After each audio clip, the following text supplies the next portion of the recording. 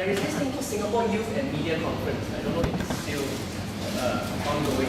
Organized by FMS, Film and Media Studies. 12 years ago, I participated as an undergraduate student when I was studying at US.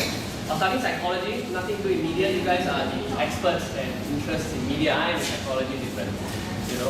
But then there was this conference where they sent out to all tertiary, and I recall I sent in a research on media addictions or something like that, and then it got accepted, and then I was here at one of the, I think the auditorium. There's an auditorium, right? It's the main auditorium.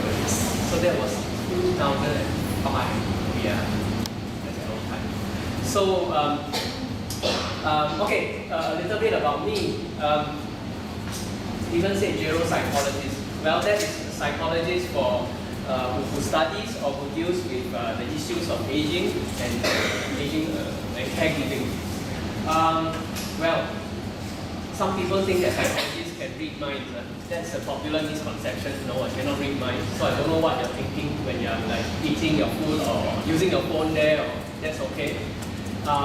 I also don't know if I'm being too boring when I talk, so I cannot read your minds, honestly. Right? There's this saying, right? There's this saying says, if all lectures are boring and Wayne is a lecturer, hence Wayne is boring. Have you heard of this premise? Yes. Yes. Thank you very much for your participation. Yes. That is okay. We'll visit that again. That is what we call. That means you must be somebody who is quite logically minded. You put the two together and then have a logic. Good. That is very important in research. Thank you very much. I do two things in geropsychology or aging psychology. One is research, right? And the other is training or teaching. So teaching about research is something that kind of blends the two together. For me, it's quite, it is important to be at the forefront of knowledge, right? Okay, I just want to show of hands, right? How many of us, before this module is called media research, right? Yeah, I get it, right? Okay. Before this module, how many of us have had any exposure to what research is? None. Okay. Thank you very much. Alright, okay. So now, we are into the, can you tell how many weeks are we in? We are in week 14 now. Week 14. Yeah. Okay, week 14. Okay.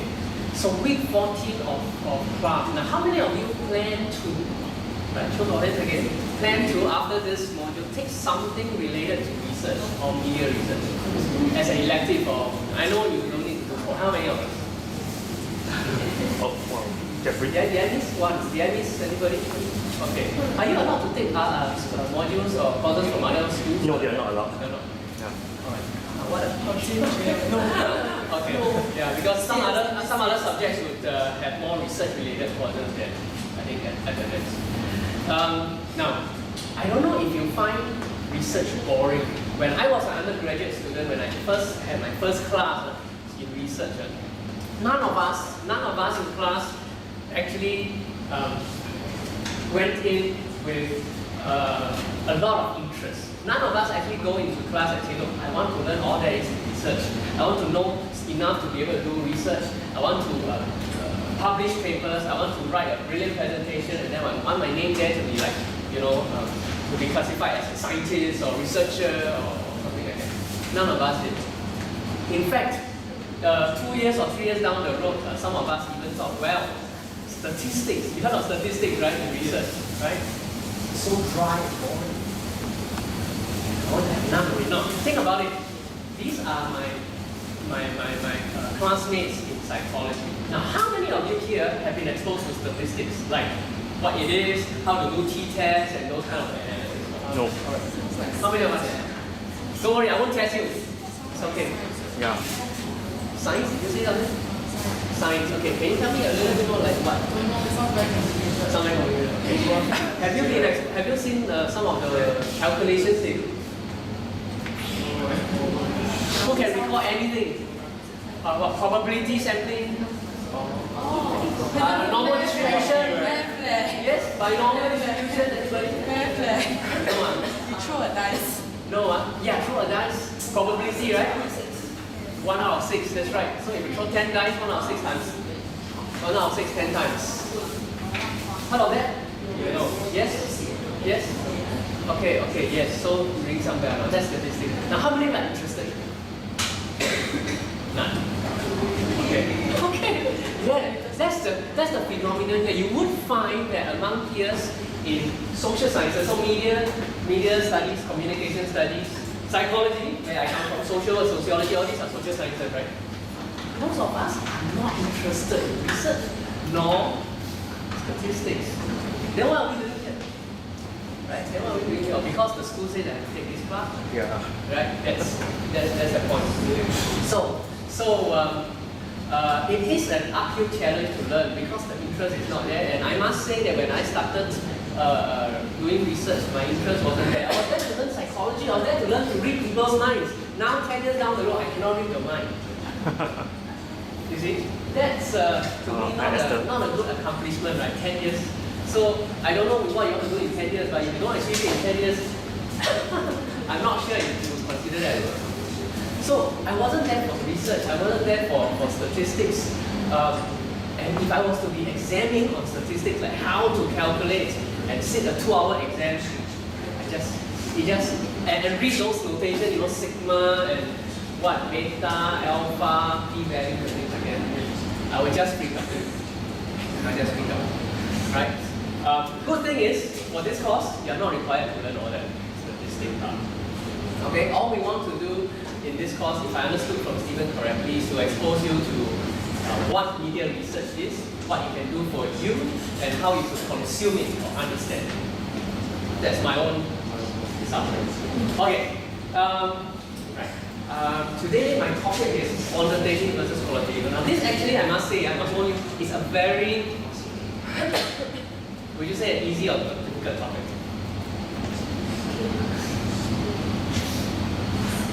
It's quite a difficult topic.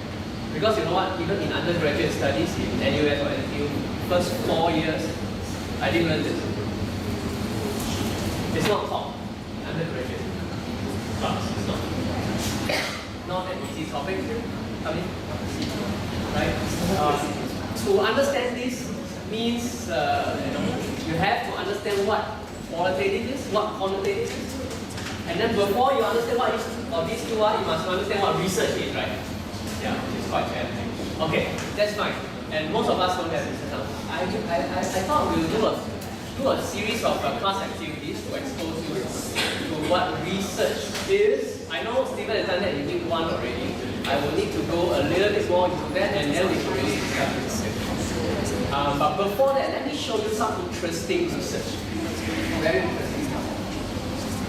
Do you see this? Can you see this? Okay.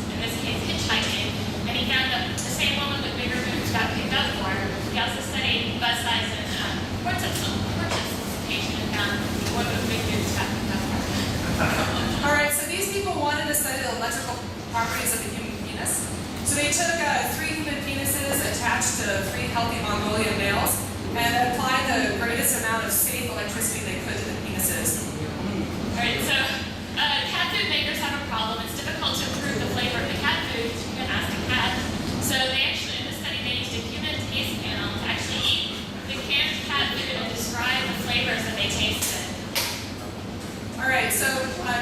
faders suffer from borderline personality disorder? The obvious answer is yes, for many different reasons, but most clearly because he periodically killed a bunch of people and then went crazy. Alright, so the title of this one speaks for itself. They found a cockroach during a colonoscopy. They're not sure how it got there. They think the person may have eaten it, but it doesn't really look digested, so maybe it came from the equipment, which is making it seem worse. So it's a common health belief in several Eastern countries that if you're having an epileptic seizure, the good thing to do is to smell dirty shoe smell. And so this paper tests that hypothesis, and it seems like there's some validity to that. Right, so these people were trying to treat arachnophobia without the use of spiders. So instead they showed people pictures of things that look like spiders, like the atomium of Brussels, or carousel, or my favorite, Rastafarian. Alright, so this paper describes a DIY tool to measure the volume of your breast. It relies on Archimedes' principle of volume displacement. So basically, you can use volume displacement to measure the volume of your breast. Alright, so a lot of our studies are funny because they have an obvious conclusion. So in this case, discus throws are dizzy because they spin around. Also, do women go to the restroom or spend more time in the restroom than men? And the answer is yes, they do. Okay, so this is a case study where a guy was on a motorcycle, got in an accident, had open knee surgery, and seemed to heal fine. But 6 months later, his knee started locking out when he was walking. They opened it up, and there was a bottle cap there the whole time. There was a soda bottle cap. Alright, so this is a study by a doctor who must have fallen asleep during math class because she basically trying to find the area under a metabolic curve to basically reinvented calculus, named it after herself, and got it for peer review. Alright, so you always thought JFK was shot with a gun? Well, this paper presents another hypothesis that he was shot with a poison arrow, perhaps shot from an umbrella like this one that hit him in the neck, and he actually died because of the poison. Alright, so it's difficult to study dog farts in vitro. So in this study, they actually used an Vivo model. They collected the dog farts and had an odor judge assign a rating to each one, and then correlated it with hydrogen sulfide concentration. Alright, so are vampires repulsed by garlic?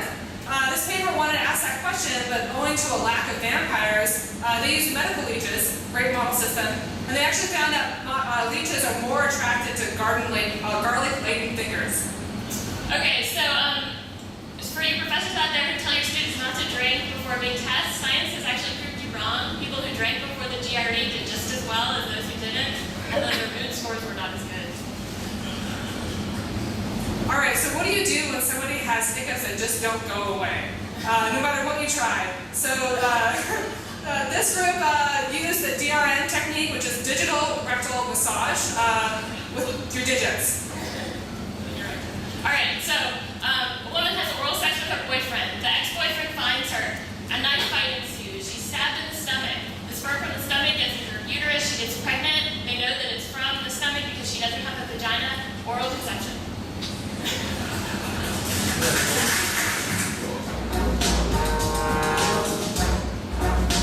Science. We want to summarize our top 20.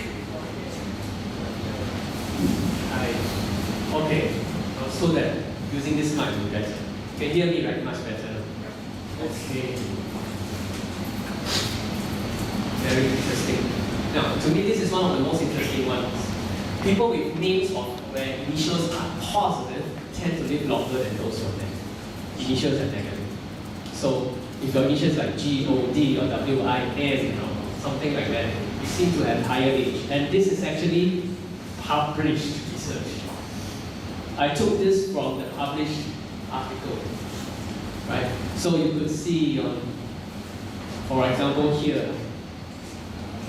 Could you see man? Could you see rat, bad? Right? Deemed as negative, right? And look at average age. So could you imagine you are done when you're 60?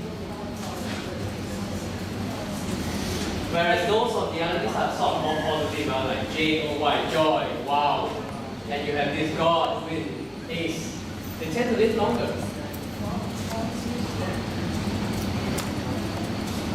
Doesn't surprise you?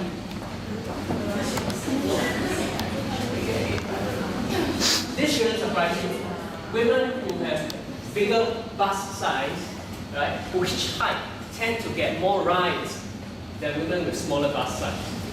So this group of experimenters or researchers, what they did was get the same woman, dressed in the same way, with the same suitcase and all that, standing in the same place, but wearing bras of different sizes.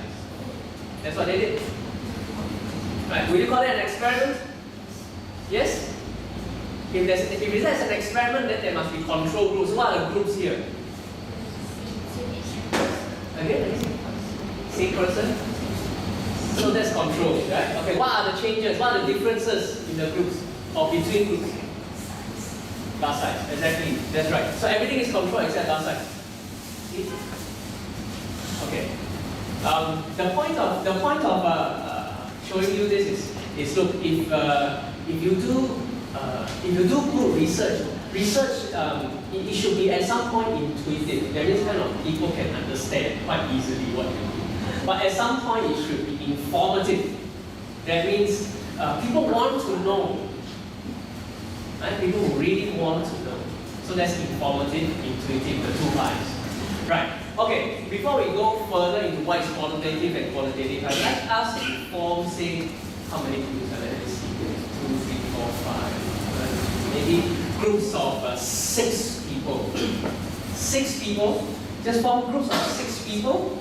And wait, don't go there first. Now, I will give you only 5 minutes in your groups of 6 people. 6 plus minus.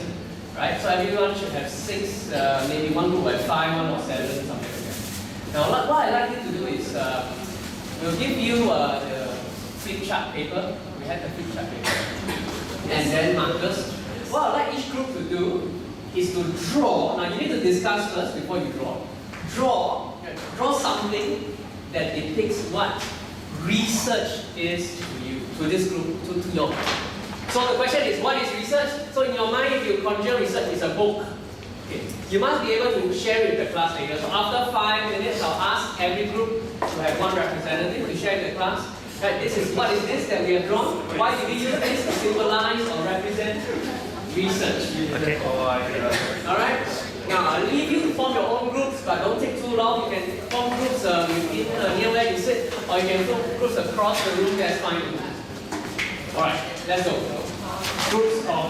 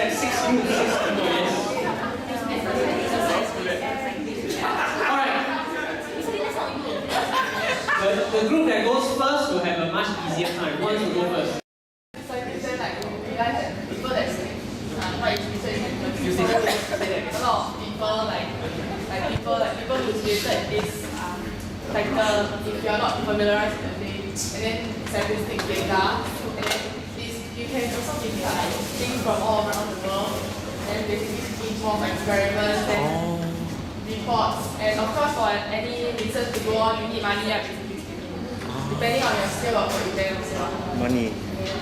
Books, research, and things. And Google also. Google. Yeah, Google is your best friend. Google, I see Google, okay.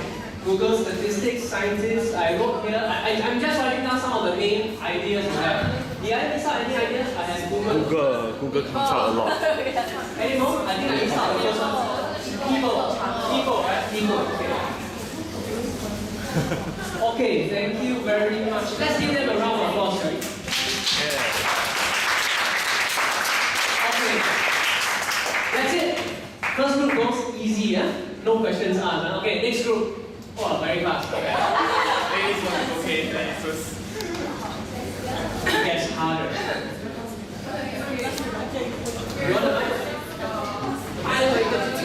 no? So the people here at the back? Yes. Yes? Okay. Face your class. Face your class. Okay, so communication improves. Then the very long report. Then you need books and computer, internet. Then you need money. And you need to sell. Time.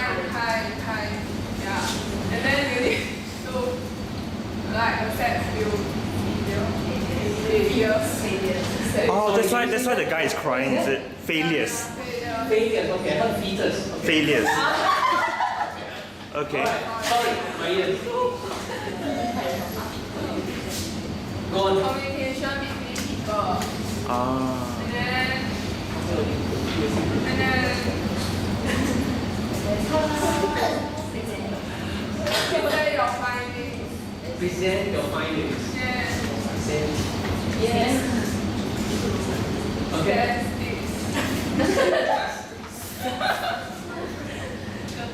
Okay. Alright, thank you very much. Now, communication. So communication, there are a lot of different platforms such as interviews and focus groups. So through this communication, you get to know details more, get to know more details. I mean, and also other than communication, also globalization. Globalization allows us to get to know stuff outside of Singapore, and also through platforms such as Google, all these kind of searching kind of machines. Yeah, and also the reason why I feel buying classes because we feel that research is just not about touching on the topics. So getting to know the topic deeper. Going deeper. Yeah, and also through books and libraries and through gadgets such as laptops and phones. And also through surveys and also observation. Yeah, behavior wise. Great. Yeah.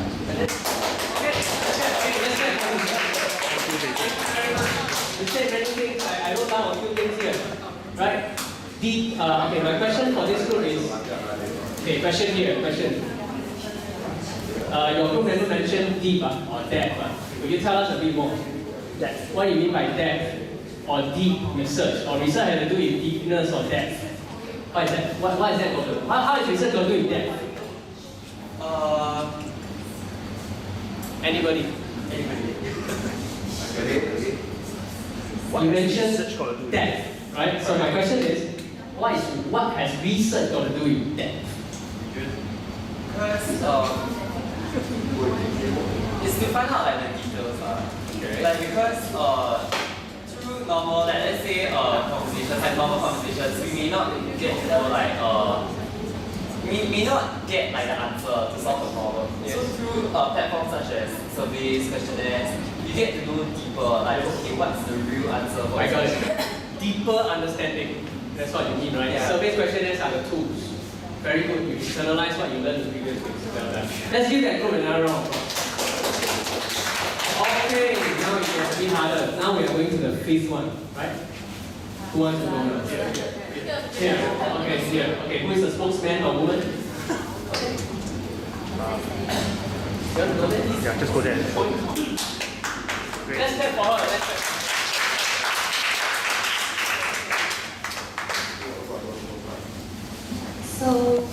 group thinks that research is actually the collation of audiences and public opinion and their behaviors, and through the use of infographics, technology, and past reports, it's actually the study of insights and behaviors.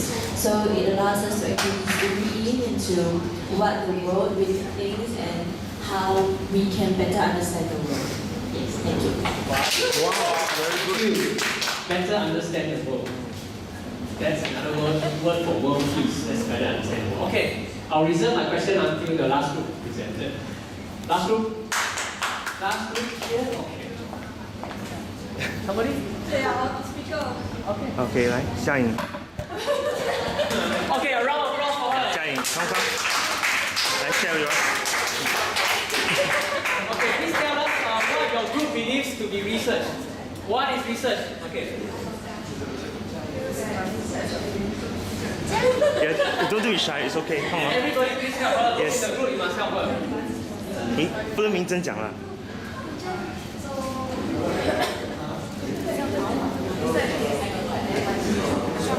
啊。Globalization. Okay, put the mic closer to your mouth like that. I heard globalization.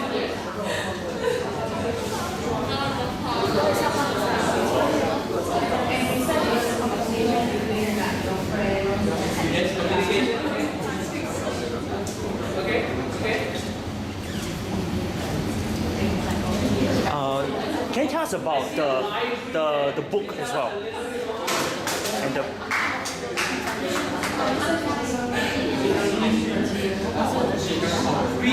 reading materials.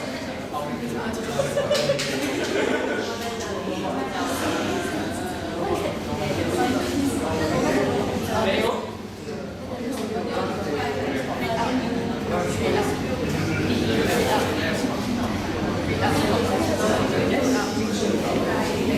Yes, okay. Thank you. Thank you. Let's give a round of applause to this group, the final group. Okay, now I have a question for the final group and the second last group.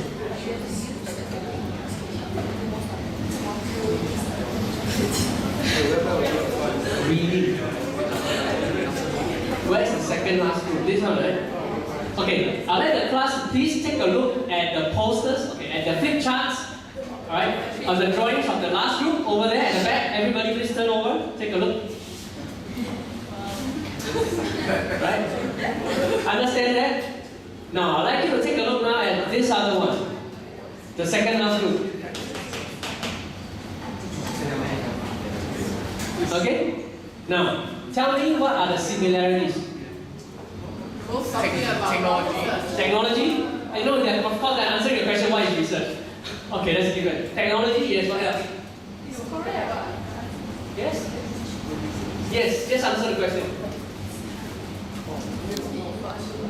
What are the similarities? I heard technology, what else?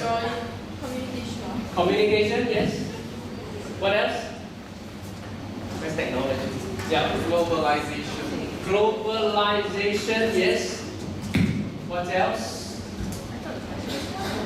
The world thingy. The world. The world. The world. Okay. I'm going to write the word world. Okay. Now, we are going to do a difference test. You heard of t-test, right? Statistics.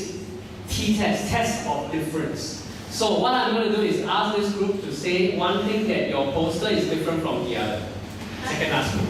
And then I'll ask the second last group here to say one thing of which your drawing or poster is different from the difference. Just now I asked for similarity, now difference. Okay. So look again. What do you have that the other drawing doesn't?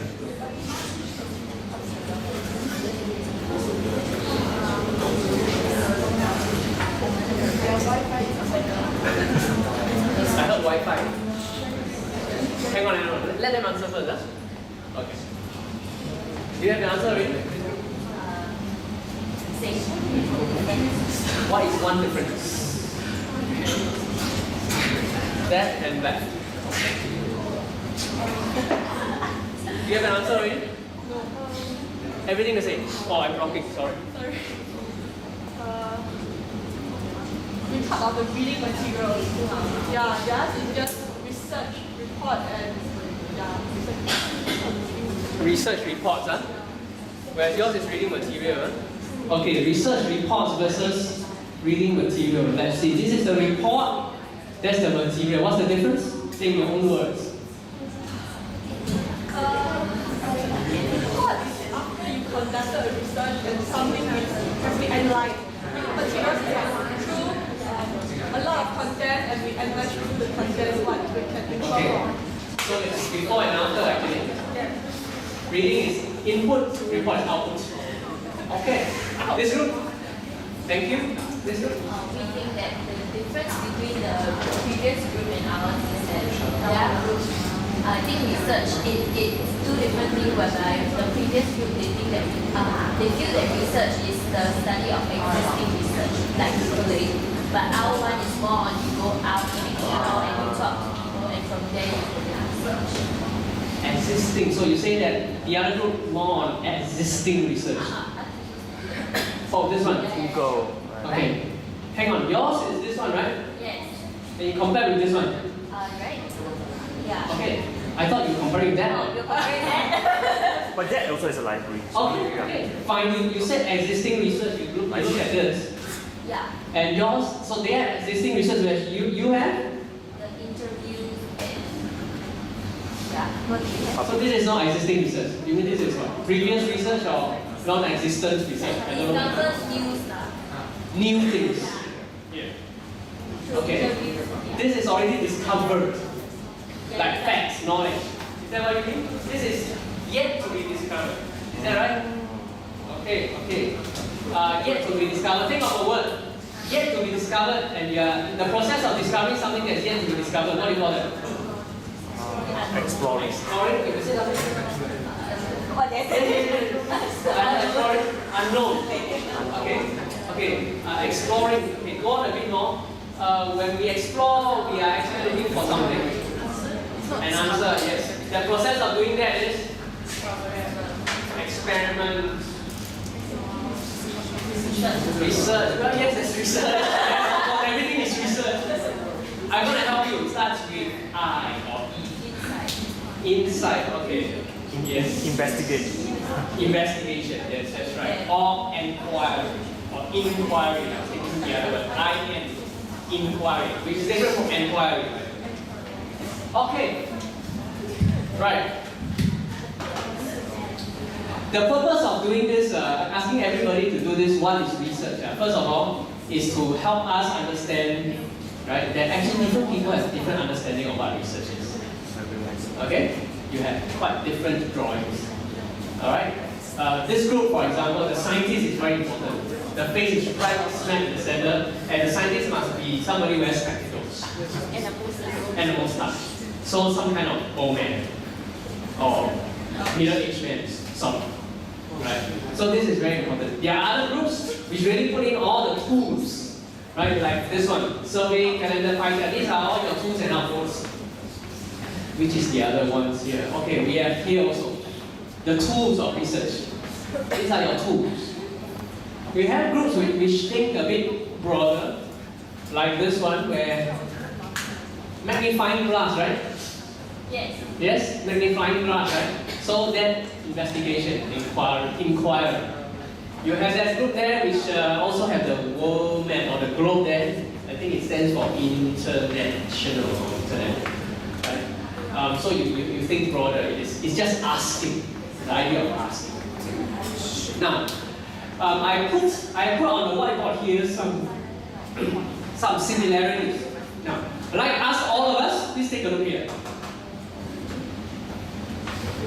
Look at these similarities.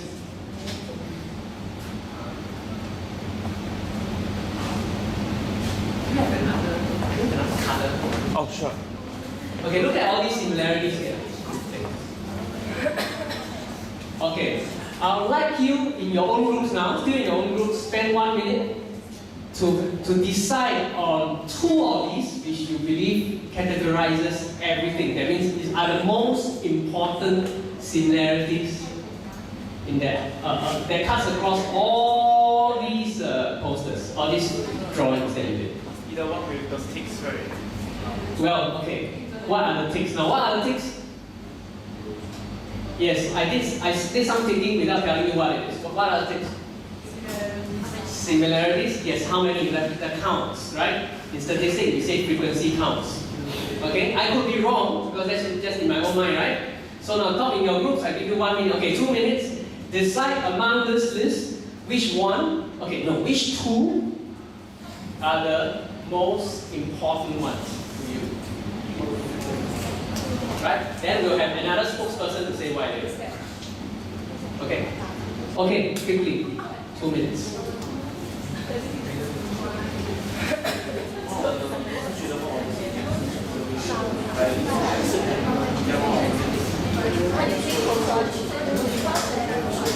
I hope you can read. Is there anybody who can read my words here?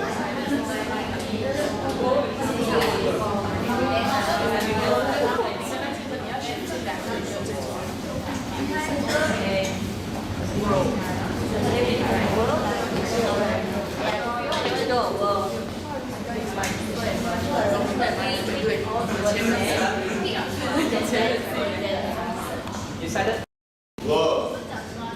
It's okay, go on. You can. Statistics. Who said statistics? Yeah, okay. Where's statistics? Here. Okay, I heard Google. Okay. World. Okay, where's world? The last World. Right? Okay, I need one more from each of you. observation and global. Observation and global. Where's global? World as well. Okay, I'm going to put another. So this is 2 times. Okay. How about the people at the back? Yes. Yes? Anyone? People. And statistics. Okay. Yeah, me so. People, statistics, and technology. People, statistics. So I'm going to put here. People, where's people? Statistics, technology, here. Okay. Is that it? Somebody, one more. And people. Alright. Alright, listen here. We have just decided among the list of overlaps which are the more important ones. So we have 2 votes for people, 2 votes for world, 2 votes for statistics. So much as statistics is boring, we still believe that it is important. Okay, good. And then we have 1 vote for money, 1 vote for Google, 1 vote for observation, global, and technology. Right? Now, in I think week 2 or week 3, you learn the idea of coding, right? Remember coding? Oh or no? Okay, so that's it. Yes, you learn coding. Okay, never mind. I'm not going to ask you to code. Don't worry. Now, could I assign codes to this list of words here? Yes? Say that again. Yes, you can. You want to code? Okay. Could anybody assign codes to these words here? Yeah, we can, right? Okay. Before we talk about code, the other thing that we learned, I think earlier, is frequency counts, right? Remember that? You ask people, why do you read the newspaper, and that person tell you 10 sentences. You do that 10 times, with 10 different people, you have 10 different paragraphs. You could count how many times a certain word or phrase overlaps, isn't it? And that's what we just done, isn't it? In class. Right? Right? Okay, we have counted the number of, we have first identified the overlaps, the main themes, and then we have counted them, those numbers, in terms of importance. Now this is the part where it comes to our topic here, quantitative versus qualitative research. Think about it. This, what we see now on the whiteboard here, these are the description of the data we collected in this class. Okay, I'd like you to think again.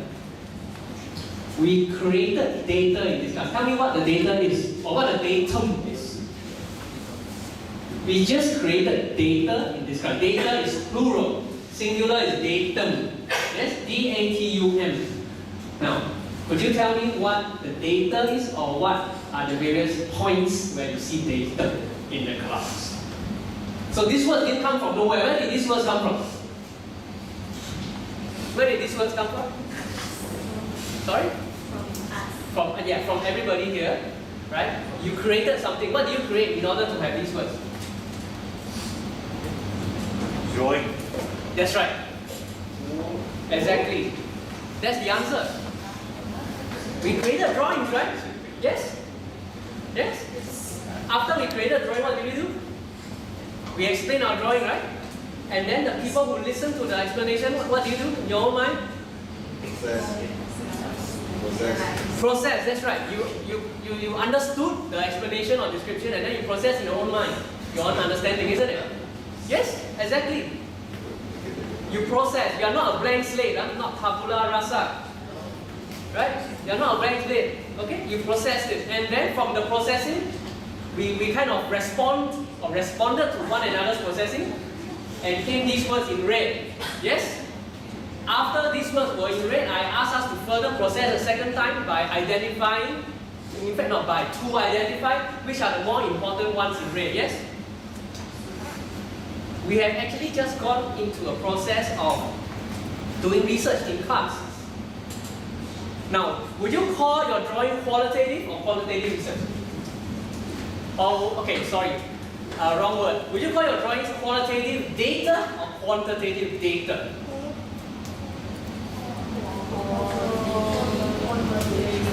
The one with an L or with a T?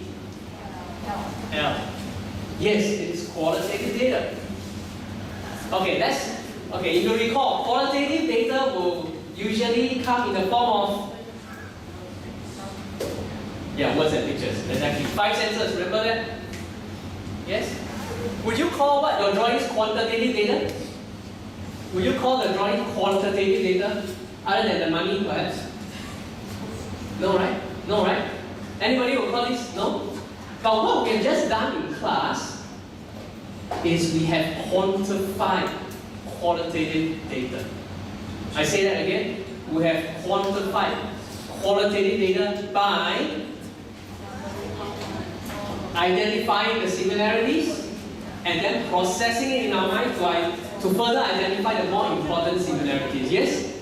We have done frequently. We have first what we call theme or content analysis, and then we have counted the overlapping content, the more important ones.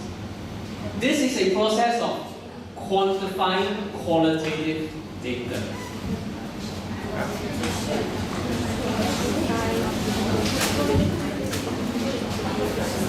Right. This is not unsimilar. What we have just done in class is not unsimilar to some of the work that I think you are doing in your projects when you do interviews. Is anybody doing interviews in your projects? Yes? Everybody is doing interview. Okay. Anybody doing focus group discussions? They did already. Did already. Okay. Good. So when you do interviews and focus group discussion, you cannot remember everything, you record, right? Do you record video or audio or both? Audio, that's right. After you record audio now, do you need to write everything out in words? Okay, yes, and that is a very laborious process. By the way, you know the software that can help you do that? Yes, Google Docs. You know, right? You could actually, there's software online, free of charge, where you could kind of adjust the speech rate. Like, instead of saying, hi, I'm very fast, yeah, this is very good. This is very, they can do it like that. You can adjust the speed of the speech. Right? And then you could type along, so you don't have to keep stop, rewind, stop, rewind, stop. But anyway, that's aside. My point is, all of us have done interviews, focus group discussions, yes? And some of us would have gone in to calculate the number of repetitions of a certain word. Yes? Yes? Now, if your text is your qualitative data, your frequency count is your quantitative data. Now, let me ask you, is the data the same data? Is the data the same data? Okay, go one step further. Is the data source the same? No. No? Okay. Hands up. No. Data source not the same. Hands up. Thank you. Hands up. Data source the same. Okay, let's have a. Thank you very much. The rest of you, hands up.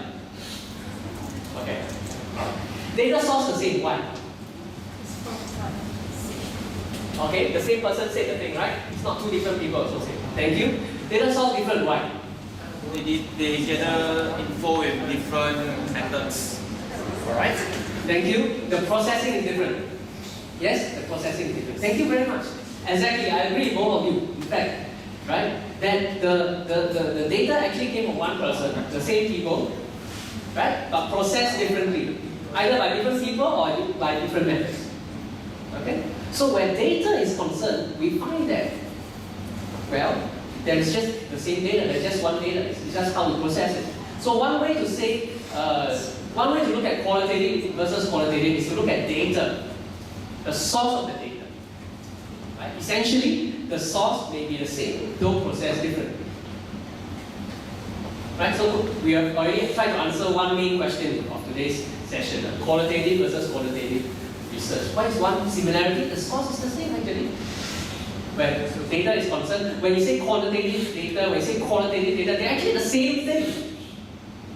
Although one exists, one kind of exists in number and one exists in words or text. But actually they are from the same place, right? They're the same thing. But yes, processed differently, and when we say processed, it really means different things. It could be in your own mind, that's processing. It could be using statistics software like what? What software do you know? We did not learn statistics. Oh, not yet, okay. Yeah. So Excel, everybody knows. Right? Excel also can use, yeah. Right? Or it could be some more advanced software. You know? Yeah. So that is already that tells us that data is the same thing. It is just one thing, really, it's data. Right? There's no two things about it, though we may process it. Now, I'm going to show you something else. Okay. Let's say you have a class. Let's say this is a class of 10 people. So I have subject number 1 to 10. That is subject number. Okay? Now, this class, there's male and female. I've coded male and female to be 1 and 2. Alright? You understand this so far? Until here? Okay, next one. Ethnicity. You know what ethnicity is, right? So you have Chinese, Indian, Malay. Here it's only 1 and 2. So let's say Chinese and Indian. Okay? Math score. So everybody did some kind of assessment or test and they have a score which perhaps from 0 to 10. Alright? Okay, now I'd like to ask everybody here. If I was to ask you this question, how would you describe this class of 10 students by the data you have? Now, this is data. I can't go any more raw than this. This is data, right? Is this data? Or you think this is not data, it's just some numbers? Right? Okay, let's assume this is data. With the data we have, everybody look at the data of 10 subjects or 10 students. How would you describe the class in terms of sex, ethnicity, math score?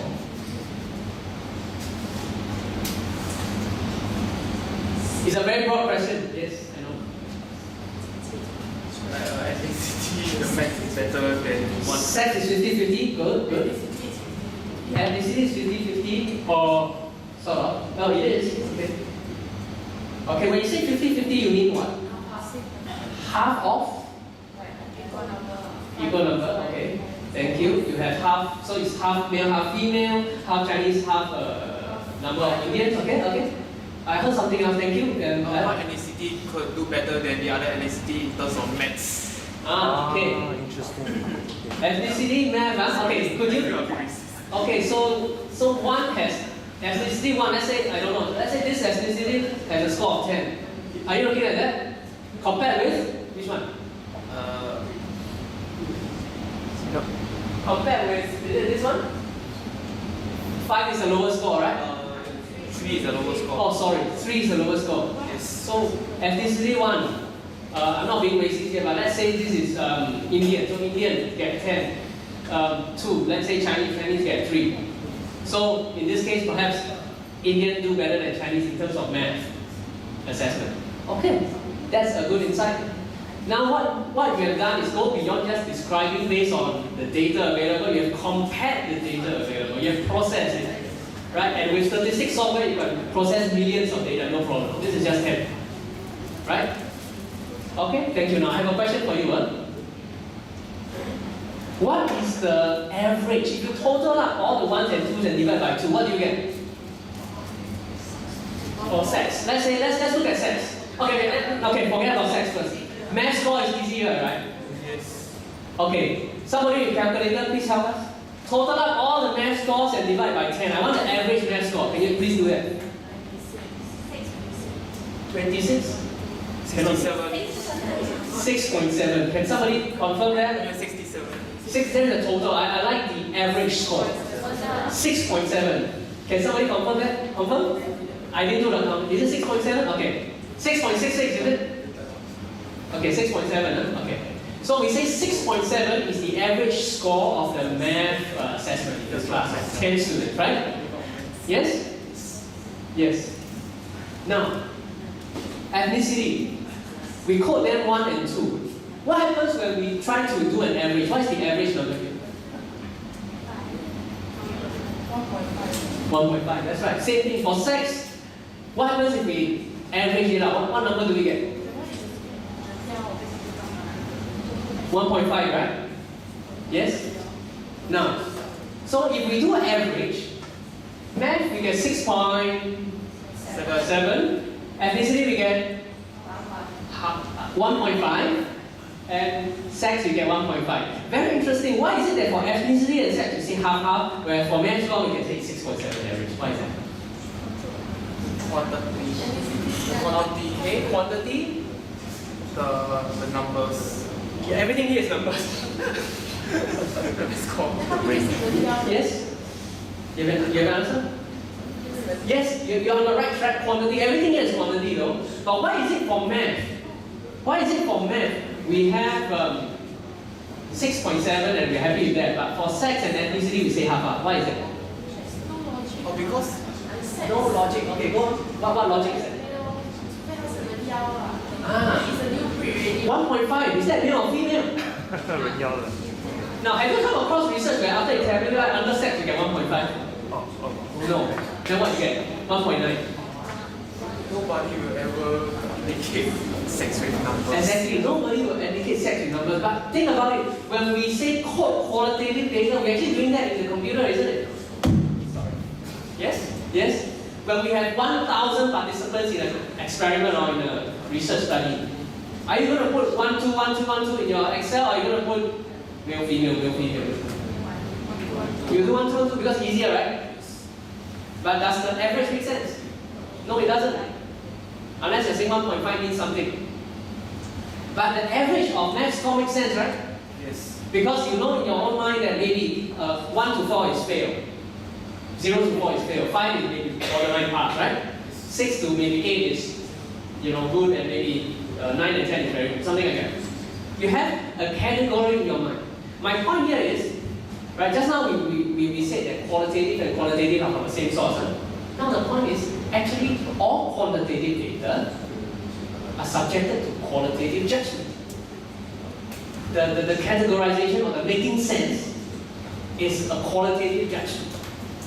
That means whether or not a math score of 6.7 is good, not good, pass, fail, borderline, that's a judgment that the lecturer decided, that the examiner decided. And that is qualitative in nature, right? That's not, how do you count that?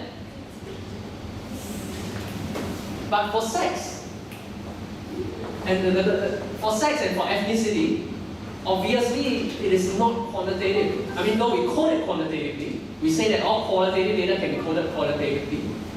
Right? And the reason why that can be done is because we are able to make qualitative judgment on numbers.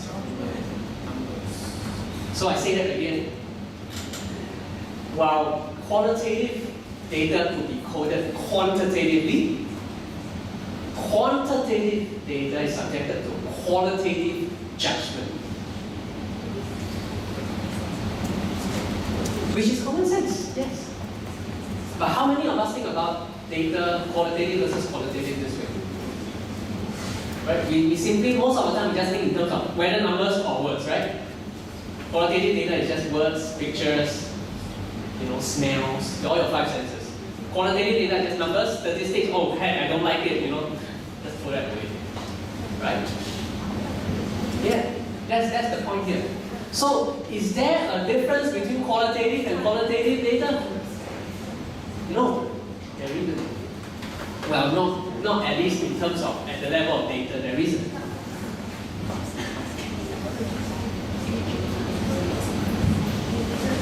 If there's anything you want to take home from the class, these are the two statements here. Where data is concerned, all qualitative data could be coded or can be coded quantitatively. And all quantitative data are based on qualitative assumptions or qualitative judgments. Okay? Questions on this? Is this clear by now? I hope so. I mean, in the university, honestly, one whole 10-page or 20-page article, research article, could be just written on these two. At the end of the day, you can just have a conclusion. Look, these are the two conclusions. That's it. Right? So that is why sometimes research articles are very boring. Okay. Am I supposed to stop here? Oh, you can continue. Okay, 10 more minutes if you want. Okay, alright. The next part. Now we have established that qualitative and quantitative data are really not too dissimilar, are really quite the same thing. We're going to move on to this next thing. Have you heard of fake news? Yes. Is this in the news? Yes. Right? Media student, you should know this much better than me. I'm psychology. Yes? Yes. Okay, tell me very quickly, off the top of your head, how could you tell news is fake or not fake? Photoshop. Photoshop. See whether there are signs of Photoshop, okay? Sources like what? What do you mean by sources? Okay. Where it comes from? Okay, thank you. So if it's from Straight Time, it's credible or not credible? Oh, really? Straight Time is credible. Okay. Higher credibility than, say, somebody's blog, right? Okay. Other people? Whether the information seems logic or not. Logic. Okay, say a bit more. What do you mean by logic? Does the information actually make sense in reality? Thank you. So you have reality, you have information, you put them together, does one cut the other? Yes. Thank you. Other people? Cross-check with other sources. Give me an example of other sources. More reliable research. Papers. You say papers? Okay, thank you. How about experts? Right? You ask experts, right? These are credible people, right?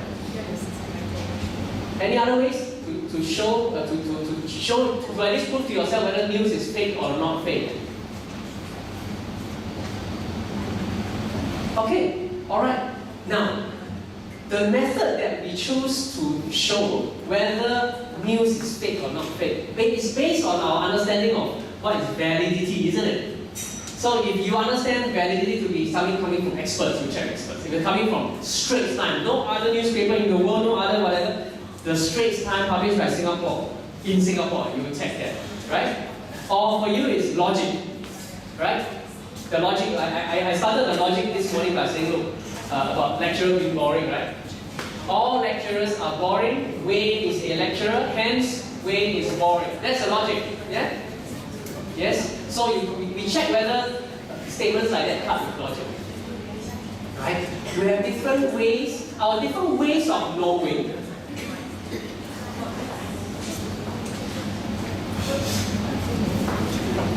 Now take this word down, epistemology. Qualitative researchers like to deal with this. Qualitative statisticians give a heck about this. They don't even know what this is. This is. Right? I'd like you to pronounce this word together with me. This is important. Epistemology. Say that to me with me again. Epistemology. Say that again. Epistemology. One more time. Epistemology. Alright. Epistemology. In short, in simple words, ways of knowing. Different ways of knowing whether news is fake or not fake. Different ways of knowing whether research is credible. Different ways of knowing whether all lecturers are boring. Right? Different ways of knowing whether Wayne is a researcher or lecturer or not, as he claims to be. Ways of knowing. Now, I like to suggest that between qualitative research and quantitative research, there are different ways of knowing. The way of knowing is an assumption, right, that you process in your mind, depending on different logic of ideas of credibility or ideas of validity, right? Quantitative researchers and qualitative researchers take different ways to know. Yes? Oh, okay. I should explain the terms. Context neutral, context driven. Well, quantitative, context neutral. Think about numbers. Regardless of whether math score or sex or ethnicity, as long as it's a number, it's a number. Right? You can process the number in many ways. You can add, add up, subtract, multiply. There are different operations you can do with numbers. So that is an example. That is an illustration of context neutral. There's no context. They don't mean a thing. They only mean a thing after you have processed the number and engaged in a what process? Inductive or deductive. Remember? This is another term you learned in this class. After you process all the numbers statistically, whatever t-test, f-test, ANOVA, whatever, sum, average, you make some generalization. From specific to general, from small to big. What do you call it? From small to big. The process of thinking, is it called, okay, multiple choice? No, just don't choose one. Induction or deduction, that's it. From specific to general.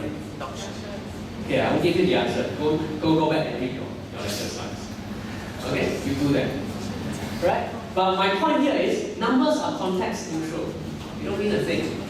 They mean a thing only after you have done your calculations and then try to process it in that way. I'm not going to give you the answer, induction or deduction.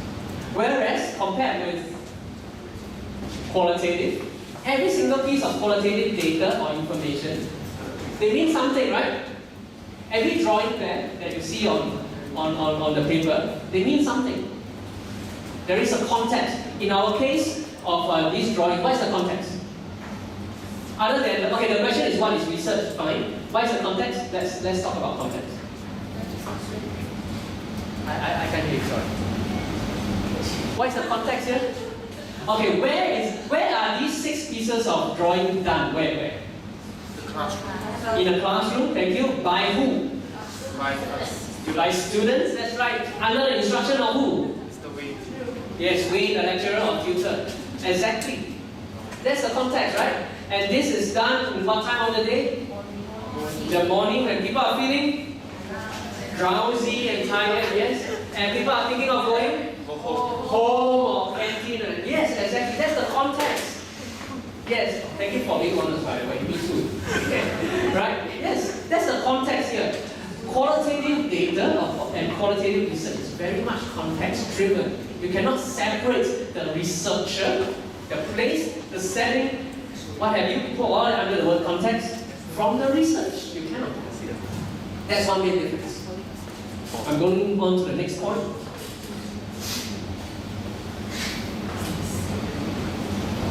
Objective versus subjective. Have you seen this before? Have you seen this description of qualitative versus quantitative research before? Right? Numbers. We say numbers are objective, well, because they mean the same thing to everyone. If another person replicates my experiment, he or she could either falsify or verify. Yes? You learn these words, right? Whereas for qualitative research, because it's researcher dependent, place, time, and everything dependent, if you want to replicate it, you really have to use the same person at the same time in the same place doing the same thing. How much of that is possible? Not very much. Quite challenging. Yes? Okay. Same but different. That's right, that's my final slide for today. Right, we see that this debate or this argument between qualitative research and quantitative research on regarding which is better, right? Ultimately, it's not very meaningful debate. If you want to prove or show the same data, or they originate from